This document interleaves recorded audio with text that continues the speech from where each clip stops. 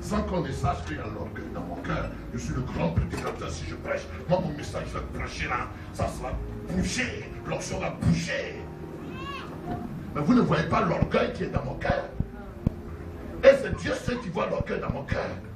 Il va me faire tourner en rond. Tourner en rond. Jusqu'à ce que mon orgueil disparaisse. Et mon orgueil ne compte plus sur moi-même. Et que je lève les regards vers le ciel. D'où me viendra le secours. Et je dis le secours me vient de Dieu. Je termine. Alors les Macédoniens, témoins de la grâce de Dieu, joie débordante, pauvreté profonde. Mais quand cela accorde la grâce, et là je vais boucler mon message, la grâce de Dieu va produire, dis avec moi, va produire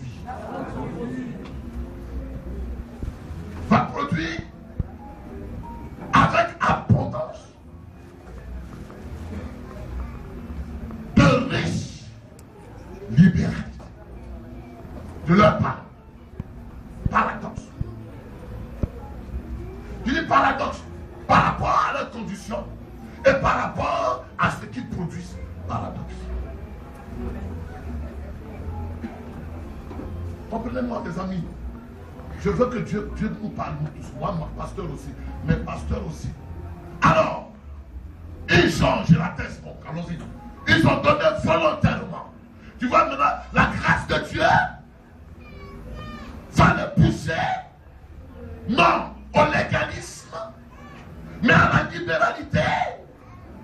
Parce que c'est pas par la loi ils sont sauvés, c'est par la grâce. Et ils ne sont pas sauvés pour vivre encore sous la loi, mais ils sont sauvés pour vivre dans la liberté. La liberté de l'esprit. Est-ce que vous savez que nos églises sont en retard? Ça, c'est moi qui m'engage et j'engage le Saint-Esprit. Et je dis que je fais des déclarations. Est-ce que vous savez que nous sommes en retard? Nous sommes en retard par rapport au mystère même de la parole de Dieu, à la compréhension de la parole de Dieu. Pourquoi nous sommes en retard? Je m'assois sur ce contexte et je dis l'église évangélique même en retard. Pourquoi? Nous demandons, écoutez bien, je finis. Nous demandons avec de grandes instances, supplications, de prendre part à l'assistance destinée au saints. Et non seulement ils ont contribué comme nous l'espérions, mais ils se sont donnés d'abord à Dieu, puis à nous par la volonté de Dieu. Je m'arrête là. Mais reviens à la riche libéralité. C'est-à-dire qu'ils étaient tellement pauvres, qu'on ne peut pas imaginer qu'ils peuvent insister quelqu'un à prendre leur libéralité. Et c'est de façon volontaire. L'église, sans qu'elle ne fasse attention, elle est en train de glisser dans le légalisme. Pourquoi? Parce qu'en réalité, il n'y a plus trop d'actions volontaires. Il n'y a plus trop de services volontaires. Même si on le voit devant les yeux, même moi, pasteur, là, c'est parce que vous me payez. Il n'y a plus quelqu'un qui va se disposer parce qu'il veut le faire de façon volontaire. Eux, ils ont fait ça pas en attendant que Dieu les bénisse, mais en considération de ce que Dieu avait fait dans leur vie. Est-ce que vous me comprenez? Parce que l'évangile tel qu'on nous l'a prêché, qui ne donnait 100 euros, Dieu va te bénir. Les actions sont motivées parce qu'on veut être béni. C'est-à-dire que c'est un échange avec Dieu, un trafic avec Dieu. Pas parce que j'ai été touché, j'ai été sauvé, Dieu a fait des choses pour moi, alors je m'engage à le faire parce que mon cœur aime Dieu, mais je veux le faire parce que je veux que Dieu me bénisse. Est-ce que l'église me comprend? On église, cette église se comprend. Est-ce que vous me comprenez? Il n'y a personne qui le fait gratuitement. Non seulement devant les hommes, mais gratuitement devant Dieu. Personne. Ah, en tout cas, si vous ne m'avez pas payé, je fais. Ah, en tout cas, moi, alors, parce que si je chante, vous me donnez combien? Ah, Bishop, si je dois prêcher chez toi, tu me donnes quelle enveloppe? Tu vas me donner combien? Ah, si je vais chanter un chant, vous allez me donner combien? Tout est exigé, tout est commandé, tout est pensé comme un contrat avant de servir Dieu. L'église est en train de passer à côté. Dis Amen. Si je viens dans ton église, je vais avoir quel miracle pour que je gagne Marie. Il n'y a pas de miracle chez eux. C'est pas le pasteur d'Akouria. Il parle, prêcher la tour, prêcher, entendu, on peut pas.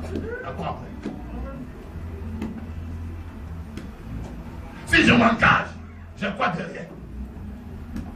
Qu'il n'en soit pas ici, sinon votre christianisme ne plaira jamais à Dieu. Dis Amen. Ah, les Macédoniens, c'est bon. Les Macédoniens, ils ont donné,